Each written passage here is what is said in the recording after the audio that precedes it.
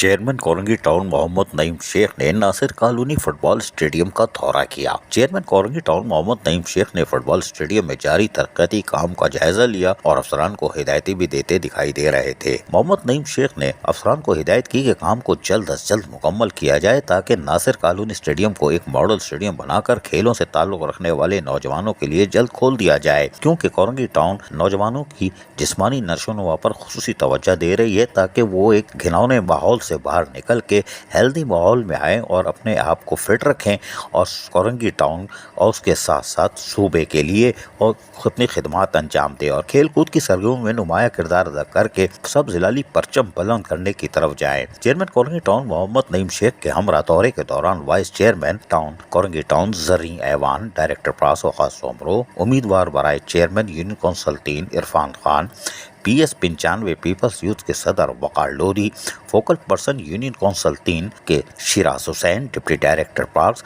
मोइन जद और दीगर मौजूद थे।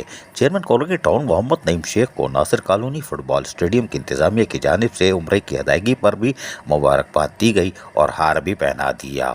ओहो, हार पहनने गए थे, कोई बात नहीं। अजीज आरिफ, KBS बलियाती न्यूज़ कराची। ऐसी ही खूबसूरत वीडियोस फ्यूचर में हासिल करने के लिए रेड बटन पर क्लिक करके और बेल आइकॉन को प्रेस करके हम सबके सब्सक्राइबर बनना मत भूलिए।